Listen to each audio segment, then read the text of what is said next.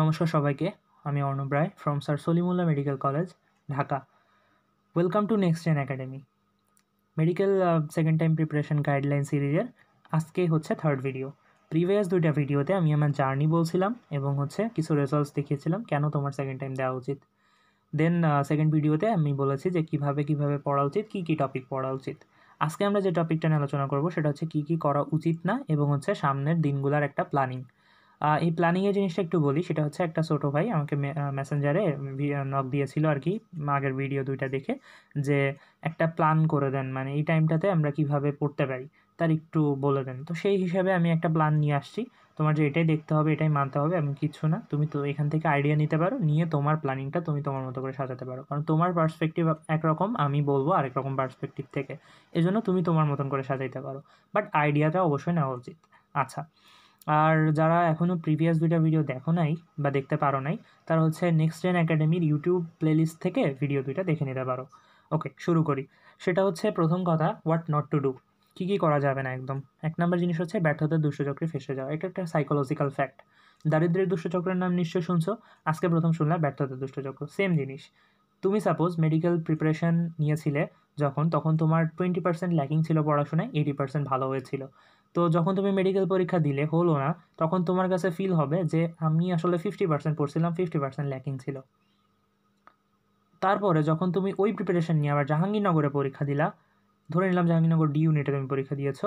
পরীক্ষা দেওয়ার পরে তোমার মনে হয়েছে যে যখন ওইখানেও রেজাল্ট সামহাউ, মানে যাদের আসে নাই তাদের ক্ষেত্রে বলতেছি, সামহাউ রেজাল্টটা ভালো আসে নাই বা পরীক্ষাটা ভালো হয় নাই, তখন তোমার কাছে মনে হবে যে তুমি যখন প্রিপারেশন নিয়েছিলে মেডিকেলের জন্য, তখন তোমার কাছে তোমার প্রিপারেশনের 40% প্রিপারেশন হয়েছিল, 60% ল্যাকিং ছিল।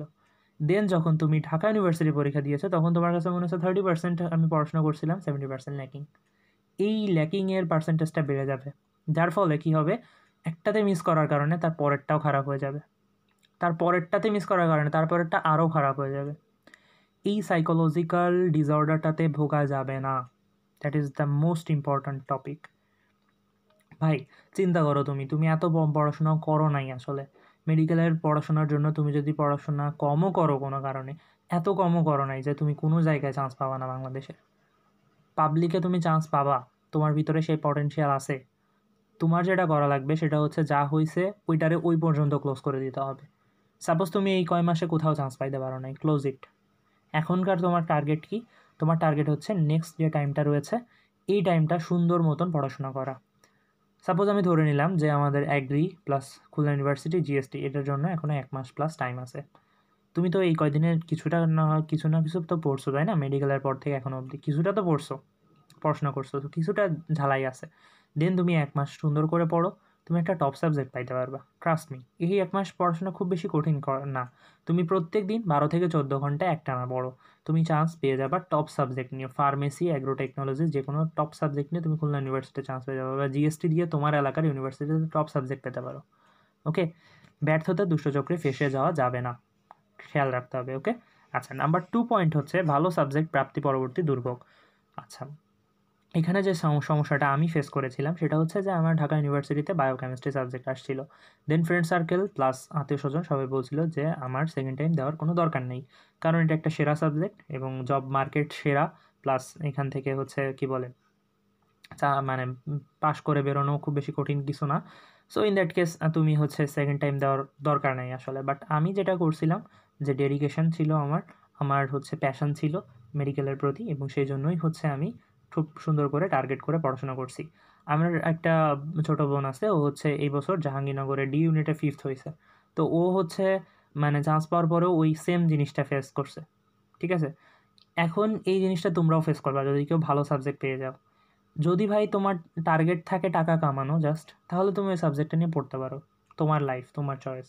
বাট যদি তোমার একটা প্যাশন কাজ করে, ডাক্তারদের প্রতি একটা সম্মান কাজ করে, একটা আলাদা একটা রেসপেক্টের জায়গায় তুমি পেশাটাকে দেখো, তোমাকে নিয়ে যেতে চাও ওই জায়গাটাতে যেখানে তুমি একদিন মানুষের জীবন বাঁচাবা। একটা মানুষ বাঁচবে নাকি মানে সে মারা যাবে, এটা ডিপেন্ড করবে তোমার উপর। তুমি একজন মানুষকে হিল করবা। এত মহান একটা পেশার প্রতি যদি তোমার সম্মানবোধ থাকে, তাহলে তুমি চেষ্টা করতে পারো সেকেন্ড টাইমের জন্য। ঠিক আছে, সো এই সংখ্যাটা খুবই কম, মানে ভালো সাবজেক্ট প্রাপ্তি পরবর্তী দুর্ভোগ, এটা খুব বেশি মানুষ ভোগে না। তারপরেও যদি কেউ ভোগো, তাহলে কখনোই ডিস্ট্রাক্ট হওয়া না, নিজের টার্গেটের প্রতি ফিক্সড থাকবা যে আমাকে সেকেন্ড টাইম দিয়ে ভালো একটা জায়গায় পেতে হবে। তোমার আর বরং আর একটু সহায় বেশি আছে যে তোমার যদি কোনো কারণে মিসও হয়ে যায়, তুমি হচ্ছে কি বলে ভার্সিটিতে তুমি ভালো সাবজেক্টটা নিয়ে পড়তে পারো। তাহলে কেন তুমি মানে একটা সুযোগ হাতছাড়া করবা? সেকেন্ড টাইম তোমাকে একটা সুযোগ দিছেন ভগবান, তুমি কেন হাতছাড়া করবা? তোমার ভার্সিটির টাইমটা কিল হবে, সমস্যা কী? তুমি ক্লাস তোমার এরিয়াতে চেষ্টা করবা, যারা, হ্যাঁ এটা একটু বলা দরকার যে যারা হচ্ছে মানে ক্লাসের বিষয়টা নিয়ে একটু দ্বিধায় আসো, তুমি ক্লাস করবা, অবশ্যই ক্লাস করবা, বাট চেষ্টা করবা যে ভার্সিটিটা তোমার এরিয়াতে রাখার। হ্যাঁ, তাহলে কি হবে, মানে যারা সেকেন্ড টাইম দিচ্ছ তোমরা চেষ্টা করবে ভার্সিটিটা তোমার এরিয়াতে রাখা। তাহলে কি হবে, তুমি হচ্ছে যে তাহলে তোমার বাসা থেকে 2-1 দিন গিয়ে ক্লাস করে আসতে পারবা। সপ্তাহে 1 দিন বা 2 দিন গিয়ে যদি ক্লাস করো, তাহলে যতটুকু অ্যাটেন্ডেন্স আসলে কভার করলে পরীক্ষা দিতে দেয় বা হচ্ছে নেক্সট সেমিস্টারে উঠতে দেয়, সেটা তোমার হয়ে যাবে। এবং তোমার অ্যাডমিশন শেষ হওয়ার পরেও তুমি সেটা কভার করতে পারো। সো ওই ক্লাস নিয়ে এত বেশি টেনশন করার কিছু নাই। এখন তুমি পড়াশোনা শুরু করো সেকেন্ড টাইমের জন্য। ওকে? আর যারা এখনও পাও নাই, তাদের হচ্ছে নিয়ে থার্ড টপিকটা, সেটা হচ্ছে অ্যাডমিশন এবং বাস্তবতা সম্পর্কিত ওভার থিঙ্কিং, যেটা অলরেডি বলে আসছি। তোমার দেখবা যে তোমার একটা ফ্রেন্ড, সে হচ্ছে মেডিকেলে, তুমি আর সে সেম মার্ক পাইছিলা, বাট সামহাও সে ভার্সিটিতে একটা খুব ভালো সাবজেক্ট পেয়ে গেছে। তুমি এবার মানে ফেসবুকে বা মিডিয়া তোমাকে দেখালো যে admission has a harsh reality. ভাই এতটা হার্শ না যতটা হার্শ ওরা দেখায়। তুমি চিন্তা করো, একজন অ্যাডমিশন স্টুডেন্ট, সে যদি তুমি ঢাকা মেডিকেলে চান্স পাও, কাউকে জিজ্ঞাসা করবা একদিন যে আপনি কত ঘন্টা পড়ছিলেন, আমাকে একটু সত্যি করে বলেন। সাধারণ আমরা তো ভাবি যে 18 থেকে 20 ঘন্টা সে পড়াশোনা করছে, আসলে কি সে এত পড়ছিল? সে বলবে যে না, আমি প্রত্যেক দিন আমি কনসিস্টেন্টলি প্রত্যেকটা দিন 10 থেকে 12 ঘন্টা মিনিমাম পড়াশোনা করছি, প্রত্যেক দিন, এর কোনো ব্যতিক্রম হয় নাই। সো সে কি হয়েছে, সে ওই কনসিস্টেন্সিটা ধরে রেখে খুব ভালো একটা রেজাল্ট করতে পারছে। ঠিক আছে? সো অ্যাডমিশন জার্নিটা আসলে এতটাও কঠিন না যতটা কঠিন করে ওরা তোমাকে দেখায়। হ্যাঁ, এত ডিপ্রেসড করার মতন কিছু না। তোমাকে আমি একটা হিসাব দিয়ে দিই, সেটা হচ্ছে সাপোজ যে তোমার কোচিং থেকে একটা চ্যাপ্টার পড়া দিল, সেই চ্যাপ্টারটা তুমি মনে করো যেহেতু ফার্স্ট টাইমার পড়েছো তুমি কখনো না কখনো, সেই চ্যাপ্টারটা তোমার বই পড়তে সর্বোচ্চ 4 থেকে 5 ঘন্টা লাগবে, রাইট? সর্বোচ্চ 4 থেকে 5 ঘন্টা লাগবে।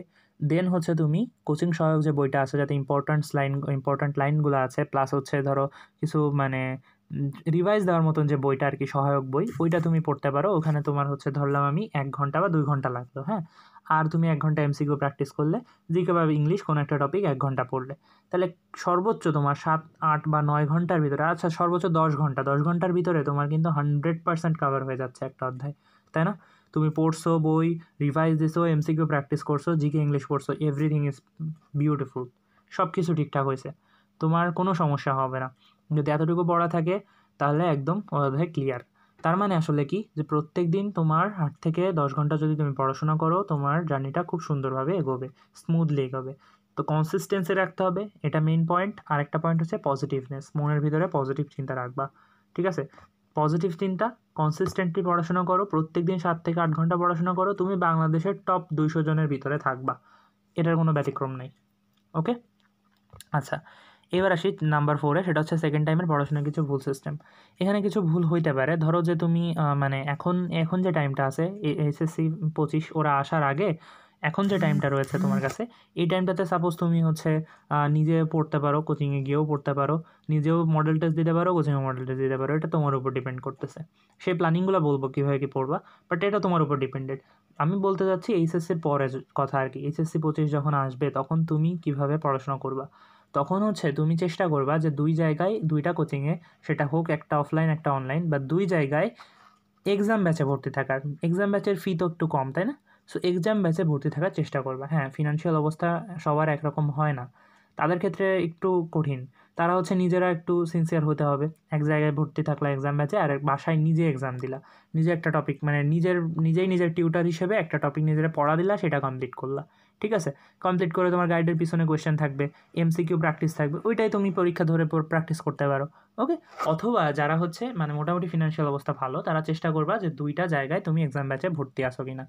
এক্সাম ব্যাচে ভর্তি থাকলে তোমার ক্লাস এত বেশি ইম্পর্টেন্ট না, ক্লাস ইউটিউবে পাবা। কিন্তু এক্সাম ব্যাচে ভর্তি থাকলে কী হবে, 2 জায়গায় যদি তোমার এক্সাম দেওয়া হয়, মিনিমাম 2 জায়গায় যদি এক্সাম দেওয়া হয়, আমি কিন্তু 3 জায়গায় রেগুলারলি এক্সাম দিতাম, পড়া করে 3 জায়গার পড়া করে রেগুলারলি এক্সাম দিতাম। আর একটা হচ্ছে মানে কিনছিলাম, বাট খুব বেশি দেখা হয় নাই আসলে, এভাবে এক্সাম দেওয়া হয় নাই। যাই হোক, তো আর চেষ্টা করবা মিনিমাম 2 জায়গায় এক্সাম দেওয়ার। তাতে করে কি হবে, তোমার ওই সেম টপিক একইবার মানে 2 বার করে রিভাইজ হয়ে যাবে। এতে করে যখন তুমি মডেল টেস্ট পরীক্ষা দিবা, দেখবা যে সেকেন্ড টাইমার এক জায়গায় ভর্তি থেকে একটা পড়াই করছে খুব ভালো মতন, সে ডেইলি উইকলিতে তোমার থেকে অনেক বেশি মার্ক পাইছে। কারণ সে একটা পড়া খুব ভালো মতন করছে, কিন্তু তুমি 2টা পড়া করছো, তোমার একটু কম হইলেও 2 জায়গার পড়া করার কারণে একটু কম হয়েছে, মানে 100% হয়তো বা কভার হয় না, কিন্তু আলটিমেটলি যখন মডেল টেস্ট দিতে যাবা দেখবা যে তুমি অনেক বেশি মার্ক পাচ্ছ আপনি। এই জায়গাটা ভেরি ভেরি ইম্পর্ট্যান্ট, এই ভাইটাল ভুলটা করা যাবে না, ঠিক আছে? যদি তোমার সামর্থ্য কম থাকে, তুমি একটা জায়গায় পড়ো, কোচিংয়ে ভর্তি থাকো এক্সাম ব্যাচে, আর নিজের তাগিদে আরেকটা নিজেকে পড়া দাও, ঠিক আছে? মাস্ট। ওকে, নাম্বার 5 হচ্ছে একটা ব্যালেন্সড রুটিন না মানা। এরকম একটা কথা শুনছিলাম যে সেকেন্ড টাইমরাদের কি ঘুম আসে? তাদের ঘুম আসা কি উচিত? তারা তো 4 থেকে 5 ঘন্টা বেশি ঘুমানো উচিত না। এটা ভুল কথা, ভুয়া কথা। কেন ভাই? সেকেন্ড টাইমার মানে কি তারা মানুষ না? তাদের অবশ্যই ঘুমানো উচিত। তাদের বরঞ্চ প্রত্যেকদিন সুন্দর একটা ঘুম রাখা উচিত, যাতে করে মেন্টাল প্রেশারটা না থাকে। কত ঘন্টা ঘুমাবো ভাই? 6 থেকে 7 ঘন্টা। আমি আমার আমার সেকেন্ড টাইম জার্নিতে কোনো দিন 6 ঘন্টার কম ঘুমাই নাই। 7 ঘন্টার বেশি একটু ঘুমাইছি হয়তো বা কোনো দিন 7.5 ঘন্টা হয়ে গেছে। বাট কোনো দিন আমি 6 ঘন্টার কম ঘুমাই নাই। এটা আমি লিখে দিতে পারি। এবং আমি অনেক বেশি ঘুমাইতাম। তবে আবার দেখো যে ৮, ৯, ১০ ঘন্টা এটাও যেন না হয়। কারণ ওটা অনেক বেশি হয়ে যায়। তাই না? নিজের দিনের টাইমটুকু কিল হয়ে যায়। তো চেষ্টা করবা যে মিনিমাম ৬ ঘন্টা প্রত্যেকদিন ঘুমানোর। এতে করে তোমার ব্রেইনটা সুস্থ থাকবে। একটা জিনিস কি, মানুষের শর্ট টার্ম মেমোরিতে তুমি যা পড়তেছো না, এই টপিকগুলা শর্ট টার্ম মেমোরিতে সেভ হচ্ছে। বাট যখন তুমি এই টপিকগুলা যখন ঘুমাবা, তখন ঘুমের ফলে তোমার ওই মেমোরিটা লং টার্ম মেমোরিতে গিয়ে রিজার্ভড হবে। এটা কিন্তু মেডিকেল সায়েন্স বলে। আচ্ছা, সো ব্যালেন্সড একটা রুটিন মানবা, সুন্দর সময় মতো ঘুমাবা, খাবা, কোচিংয়ের পড়া করবা, ওকে? বা নিজের পড়া করবা। আচ্ছা, 6 হচ্ছে মেন্টালিটি ডেভেলপ না করা। এইটা হচ্ছে একটা খুব মানে বড় ভুল। সেটা হচ্ছে পজিটিভ থাকতে হবে, নিজেকে নিজে ইন্সপায়ার করতে হবে। সব থেকে বড় মোটিভেটার তুমি নিজে। তুমি আজকে পড়াশোনা করতেছো না, এর খেসারত যেমন তুমি তোমাকে দিতে হবে। তুমি যদি আজকে পড়াশোনা করো, তার রেজাল্টটাও সব থেকে বেশি তুমিই পাবা, তোমার লাইফ পাবে। তোমার বাবা মা তোমার জন্য ঘ্যান ঘ্যান করতেছে পড়াশোনা নিয়ে, কেন? কারণ যাতে তুমি একদিন লাইফে উন্নতি করতে পারো। এতে কি তাদের লাভ আছে?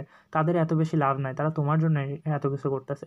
তোমাকে একটা কথা মাথায় রাখতে হবে যে আমার বাবা মা আমার জন্য এত বেশি ইনভেস্ট করতেছে, তাহলে আমি আমি আমার কি উচিত না তাদেরকে তার রিটার্ন হিসেবে নিজের লাইফটা একটা সুন্দর লাইফ, মানে ফিউচার লাইফ তাদেরকে দেখানোর? অবশ্যই তো সেটা উচিত তোমার, তাই না?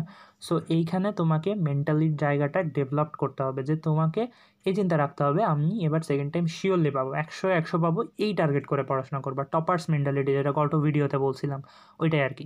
আচ্ছা, আরেকটা জিনিস যেটা বলা লাগে সেটা হচ্ছে কি, যে পজিটিভ থাকবা। কখনো নিজে ডিপ্রেসড করবা না, বাহ্যিক কোনো কিছু দেখে এত বেশি ডিপ্রেসড হবা না। চান্স হয় নাই কোথাও, তো কী হয়েছে? চান্স হয় নাই, সেকেন্ড টাইম দিয়ে সব জায়গায় চান্স পাবো, সমস্যা কী? তখন আরও টপ রেজাল্ট করব, টাইম আছে, সুন্দর করে পড়ে আমি সব জায়গায় চেষ্টা করব, দেখি আমার কে আটকায়। তুমি যদি পড়াশোনা করো, তুমি যদি একটা বার ওই ফ্লোটা পেয়ে যাও, পড়ার ওই ফ্লোটা পেয়ে যাও, দেখবা যে তুমি লাইফে তরতর করে এগোচ্ছ। জাস্ট একবার ওই ফ্লোটাতে টাচ করো, একবার পজিটিভলি পড়াশোনা শুরু করো, কনসিস্টেন্টলি একটা সপ্তাহ পড়ো। একটা সপ্তাহ লাগবে না, কনসিস্টেন্টলি 5-6 দিন পড়ো, দেখো যে তুমি মানে বাকি টাইমটা কত স্মুথভাবে কাটছে। এই মেন্টালিটিটা রাখতে হবে, কনফিডেন্ট থাকতে হবে, পজিটিভ থাকতে হবে, অ্যান্ড কনসিস্টেন্সি রাখতে হবে। 3টা টপিক মাস্ট। ওকে, এরপরে আসি planning and boost up. Planning কী জিনিস? সেটা হচ্ছে, আজকে হচ্ছে 10ই মার্চ, মানে আমার স্লাইডটা করা হয়েছিল যেদিন, ওই দিন 10ই মার্চ ছিল। তো 10ই মার্চ থেকে 10ই আগস্ট কয়েক মাস আছে? 5 মাস, তাই না? এই 5 মাসে হচ্ছে তোমার মানে কি কি করার আছে সেটা নিয়ে আগে একটু বলি। 5টা মাস টাইম আছে। তুমি ফার্স্টে কি মানে শুরু করবা একদম প্রথম অধ্যায় থেকে সব সাবজেক্টের? না, তুমি কখনোই প্রথম অধ্যায় থেকে শুরু করবা না। সাপোজ আমি ধরলাম যে তোমার প্রথম অধ্যায় ভালো মতন পড়া আছে, কিন্তু যে টপিকগুলো পড়া নাই, লাস্টের দিকের অধ্যায় যেগুলো পড়া হয় নাই ভালো মতন, ফার্স্ট টাইমে যেই টপিকগুলোতে গ্যাপ আছে, আগে ওইগুলো ক্লিয়ার করো। ওই চ্যাপ্টারগুলো আগে পড়ো ভাই। কোচিংয়ে কী রুটিন মানতেছে সেটা এত ম্যান্ডেটরি না। কোচিংয়ের রুটিন কোচিংয়ের মতন থাক, একটা জায়গায় থাক। যদি তুমি কোচিংয়ে ভর্তি হও, আমি ধরতেছি আমি মানে এইচএসসি আসার আগে কোনো কোচিংয়ে ভর্তি হয় নাই, নিজেই পড়ছিলাম, হ্যাঁ, নিজেই শেষ করছি, নিজেই পড়ছি। তুমি যদি কোথাও ভর্তি হও, তাহলে কোচিংয়ের রুটিনটা কভার করবা, সাথে নিজের একটা রুটিন মাস্ট কভার করবা। ওকে? আচ্ছা, সেইখানে কি করবা, তোমার যে গ্যাপগুলা, ওই গ্যাপগুলা ক্লিয়ার করবা। ওই যে বলছিলাম গত ভিডিওতে, যে জায়গা প্রত্যেকটা অধ্যায় তো সব কিছু সমস্যা না, যে জায়গাগুলোতে সমস্যা ওই জায়গাগুলো খাতায় লিখবা, লিখে ওই টপিকগুলো পড়বা। ওকে, ফার্স্টে কাজ হচ্ছে গ্যাপ ফিল করা। এখন গ্যাপ ফিল করার সাথে সাথে তুমি হচ্ছে ইংলিশ এগোবা। ফিজিক্স কেমিস্ট্রি বায়োলজিতে তোমার যত গ্যাপ আছে এইগুলো শেষ করার সাথে সাথে ইংলিশ এগিয়ে রাখবা। ইংলিশ হয়ে গেছে, ইংলিশ সময় খুব বেশি লাগবে না, এবার গ্যাপ ফিল আপ শেষ, ইংলিশ শেষ। কয়েকটা দিন সময় নিয়ে, বেশি না, মাত্র 4-5টা দিন সময় নিয়ে জিকে যেই টপিকগুলা চেঞ্জ হওয়ার কোনো পসিবিলিটি নাই সেই টপিকগুলো সুন্দর করে একবার পড়ে ফেলবা। বিসিএস কোয়েশ্চেন চেঞ্জ হবে কোনো দিন, বিসিএস কোয়েশ্চেন তুমি পড়ে ফেলো। তারপরে ধরো যে ইয়ে থেকে একদম মানে কি বলে একেবারে বাঙালিদের মানে প্রথম অস্ট্রিক দ্রাবিড় ওই বাঙালি জাতির একদম প্রাচীন ইতিহাস থেকে শুরু করে ব্রিটিশ শাসন অবধি কোনো কিছু চেঞ্জ হওয়ার কোনো পসিবিলিটি আছে? কিচ্ছু নাই, এই ইতিহাস চেঞ্জ হবে না। সো এটা তুমি সুন্দর করে পড়ে রাখতে পারো। ওকে, আচ্ছা। আরও রয়েছে যেমন হচ্ছে যদি বলি যে ইন্টারন্যাশনালের কথা, ইন্টারন্যাশনাল তুমি একটু পড়ে রাখতে পারো। ইন্টারন্যাশনাল টপিকটা গত বছর অ্যাড হয়েছে, তুমি তো পড়ো নাই ভালো মতন প্রথমবার, সো এখনও ওইটা শেষ করো সুন্দর করে, ঠিক আছে? এই জিনিসগুলো তুমি শেষ করো 2 মাসের ভিতর। ওকে, নিজে একটা হচ্ছে শিডিউল বানাও যে এই তারিখে আমি এতটুকু পড়বো, এই তারিখে এতটুকু পড়বো, এইভাবে আমি হচ্ছে 2 মাসের ভিতরে শেষ করবো এই যা যা বললাম। দেন একটা মাস দিবা পুরো রিভাইজ দেওয়ার জন্য, একটা মাস বা 1.5টা মাস 4টা-5টা করে অধ্যায় প্রত্যেক দিন রিভাইজ দিবা, বা আরও কম 3-4টা অধ্যায় করে রিভাইজ দিবা, দিয়ে শেষ করবা আর কি 2 মাস বা 1 মাসের ভিতরে। লাস্টের 1 মাস বা 2 মাস শুধু পরীক্ষা দিবা। ফার্স্ট টাইমার যেদিন আসবে দেখবা যে ওই দিন তার ভিতরে তুমি পুরোপুরি প্রিপেয়ার্ড হয়ে গেছো, তুমি মেডিকেল পরীক্ষা দেওয়ার জন্য উপযোগী। তুমি এখন যদি ওই সময় যদি মেডিকেল পরীক্ষা নেওয়া হয় তুমি দেখবা যে তুমি রেডি। দেন যখন ফার্স্ট টাইমার আসবে একদম জার্নিটা ইজি, ভাই আমি সব পারি। সেকেন্ড টাইমার আমি সব পারি, কোনো কিছু আমার ঘাটতি নাই, সব কিছু পারি আমি। ও আচ্ছা, এক্সট্রা ইনফরমেশনের কথা বলি নাই, সেটা হচ্ছে 2 মাস তুমি নিজের গ্যাপ প্লাস জিকে ইংলিশ একটু পড়লা, পড়ার পরে ওই সময়টাতে এক্সট্রা ইনফরমেশান একটু পড়বা। হ্যাঁ, সব সাবজেক্টে একটু এক্সট্রা ইনফরমেশান পড়ে রাখার চেষ্টা করবা, বা একটু অনুশীলনী, সব রাইটারের অনুশীলনীর একটা বই থাকে না, ওই বইটা তুমি শেষ করবা, সব রাইটারের অনুশীলনী। আচ্ছা, এরপরে কি করবা? তারপরে মনে করো 2 মাসে এক্সাম দিলা, এই গেল প্রথম 5 মাসের কথা। দেন 10 আগস্টের পরের প্ল্যানিং কি? 10 আগস্টের পরের প্ল্যানিং হচ্ছে বাকি যে টাইমটুকু রয়েছে না, এই টাইমটুকুতে তুমি ফার্স্ট টাইমাররা যখন আসবে ওদের সাথেই একটা রুটিন কন্টিনিউ করবা। এখন ফার্স্ট টাইমারদের থেকে কত মার্ক বেশি পেয়ে থাকা উচিত? মিনিমাম 5 থেকে 7 মার্ক সব পরীক্ষায়। ধরো 50 মার্কের এক্সাম যেগুলো, সেইখানে তোমাকে মিনিমাম 7 থেকে 10 মার্ক যদি তুমি বেশি রাখতে পারো তাহলে তুমি সেফ। তোমাকে 50-এর ভিতরে যদি 45+ থাকে তাহলে তুমি সেফ, আর যদি 48+ থাকে খুবই ভালো, খুব ভালো পজিশনে আসো তুমি, এটা মনে করবে। হ্যাঁ, আর 45+ সেফ, এটা মানে বলতেছি এই জন্য কারণ টপার্স মেন্টালিটি। 100 যদি আমার টার্গেট থাকে তাহলে আলটিমেটলি আমি আর একটু কম হলেও প্রথম দিকের মেডিকেল আসবে, তাই না? সো টার্গেট করবা, আমার টার্গেট থাকবে হচ্ছে 50-তে 50 পাওয়ার, যদি 45 হয় তাহলে ঠিক আছে, নাইলে আমি সেফ না, এরকমটা মনে করবা। এটা তোমার মনে করায় অনেক বেশি সাইকোলজিক্যাল দিক থেকে তোমার পড়াশোনা অনেক বেশি ইমপ্রুভ করাবে। ওকে, আচ্ছা, এখন ওটা তো বললাম। আরেকটা জিনিস হচ্ছে যে এই সময় তুমি চেষ্টা করবা 2টা বা 3টা কোচিংয়ে পড়ে অথবা নিজেরে পড়ার তাগিদ দিয়ে রিভাইজ করা। যত বেশি রিভাইজ করবা না ভাই, তত বেশি তোমার জন্য অধ্যায়টা ইজি হবে। কারণ একটা চ্যাপ্টার তুমি এখন পড়ো, খুব সুন্দর করে পড়াশোনা করতেছো, সাপোজ খুব সুন্দর একদম, সেইখান থেকে কোনো কোয়েশ্চেন তোমার মিস হওয়ার কথা না। দেখবা 1 মাস পরে গিয়ে যখন তোমার ওই জিনিসটাই দেওয়া হবে তুমি ভুলে গেছো অনেক কিছু, ম্যাক্সিমাম জিনিসপাতিগুলো ভুলে যাবে, তাই না? সো ইন দ্যাট কেস তোমাকে শেষ দিন অবধি লড়তে হবে। অনেকে হচ্ছে ফার্স্ট টাইমার আসার পরে যখন ভালো একটা প্রিপারেশন হয়ে যায় না, তখন অনেকে বলে যে আমি সব পারি, আমি আর কী পড়বো, তখন পড়াশোনা ছেড়ে দেয়। এটা হচ্ছে চরম ভুল। কারণ কি? কারণ যখন মডেল টেস্ট দেবে তখন দেখবা যে ফার্স্ট টাইমাররা তুমি একই জায়গায় চলে আসতে পারো। মানে যদিও কিছুটা আমার তুমি এগোয় থাকবা যদি তুমি সিরিয়াসলি পড়াশোনা করো, বাট যদি তুমি হচ্ছে পড়াশোনা ছেড়ে দাও তাহলে দেখবা যে ওই সময় গিয়ে তুমি পিছায় গেছো। তো ওই পিছায় যাওয়াটা তো যাবে না, উচিত না, তাই না? এই জন্য বলতেছি যে ওই সময়টাতে পারফেক্টলি পড়াশোনা করো, দেন চিল। তারপরের লাইফটা ভাই অনেক সুন্দর। মেডিকেলে চান্স পাওয়ার পরে তোমাকে মানুষ যেই পরিমাণে রেসপেক্ট করবে, যেই পরিমাণে ভ্যালু দিবে, এই রেসপেক্ট বা এই খুশির মোমেন্টটা তুমি জীবনে কোনো দিন দেখো নাই। একটা সারপ্রাইজিং মোমেন্ট ওয়েট করতেছে তোমার জন্য। তুমি কেন ভাবতেছো তুমি চান্স পাবা না? তুমি পারবা। তোমার ফ্রেন্ডরা তোমাকে এখন খারাপ বলে, তুমি চান্স পাও নাই বলে তোমার তোমাকে হেয় করে। তোমার ওই ফ্রেন্ডরাই যেদিন তুমি চান্স পাবা দেখবা যে তোমাকে সেধে সেধে মেসেজ দিচ্ছে, তোমাকে সেধে সেধে সব কিছু বলতেছে, যারা কিনা নিজেরা চান্স পাওয়ার পরে তোমার মেসেজ সিন করতো না।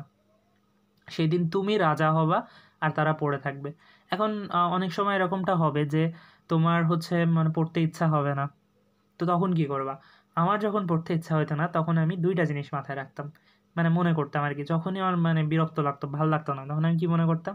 যে আমি সেই দিনটা কল্পনা করতাম যে দিনটা আমার রেজাল্ট দিছে, আমি একটা ভালো মেডিকেলে চান্স পাইছি, কি ইমোশন কাজ করতেছে, আমার মা বাবা, আমার হচ্ছে আত্মীয় স্বজন সবাই হচ্ছে আমার রেজাল্ট শুনে খুব বেশি আবেগ আপ্লুত হয়েছে। ওই মোমেন্টটা একটু কল্পনা করো, চোখ বন্ধ করে কল্পনা করো, কতটা ভালো একটা মোমেন্ট তোমার মনে হবে। জাস্ট একবার চোখ বন্ধ করে মনে হবে তুমি চান্স পাইছো, তুমি তোমার আব্বু আম্মুকে জড়ায় ধরছো, তারা কাঁদতেছে তোমার রেজাল্ট দেখে খুশিতে। কতটা প্রাউড মোমেন্ট হবে তোমার জন্য। ওই দিনটা পাওয়ার জন্য হলেও পড়াশোনা করা লাগবে, ঠিক আছে? আর একটা জিনিস, সেটা হচ্ছে যে তুমি তোমার লাইফ গড়ার জন্য পড়তেছো, তোমার আব্বু আম্মু তোমার জন্য অনেক ইনভেস্ট করছে, তাদের মুখে হাসি ফোটানোর জন্য হলেও তোমাকে পড়তে হবে। এই দুটো জিনিস মাথায় রাখবা। পড়াশোনার মোটিভেশন ভিতর থেকে আসবে, বাইরের থেকে ভিডিও দেখার দরকার নেই। তোমার ভিতর থেকে তুমি নিজেই নিজে মোটিভেট হবা, ঠিক আছে? All the best for everyone. আজকের ভিডিও এতটুকুই। আমরা হচ্ছে ভার্সিটি প্রিপারেশন নিয়ে আরও ভিডিও দিব, এবং সেখানে যদি আজকে যদি কোনো কিছু মিস হয়ে যায় তাহলে হয়তো বা আরেকটা পার্ট করতে পারি, সেটা তোমাদের কমেন্টসের উপর ভিত্তি করে আসতেছে। যারা হচ্ছে তোমরা যারা দেখছো বা গত ভিডিওগুলো দেখে যারা তোমরা যারা আমাকে ইনবক্স করছিলে, তোমরা বলবা যে ভাই এই টপিকটা একটু বলেন, সেটা আমি বলবো অবশ্যই। Okay, all the best for everyone. Be a champ. All the best. একটা জিনিস কি জানো, তুমি কিন্তু অলরেডি একজন চ্যাম্প। কেন? কারণ তুমি এতদিন পড়াশোনা করছো না, তুমি অলরেডি, তুমি হারো বা যেত, সেকেন্ড টাইমে তুমি হেরে যাও অথবা যেত, তুমি একটা জিনিস মাথায় রাখবো, তুমি অলরেডি চ্যাম্প, কারণ তুমি তোমার স্বপ্নের পিছনে নির্ঘুম ছোটা শিখে গেছো, right? So don't be depressed, be positive, confident, serious and continuous. All the best.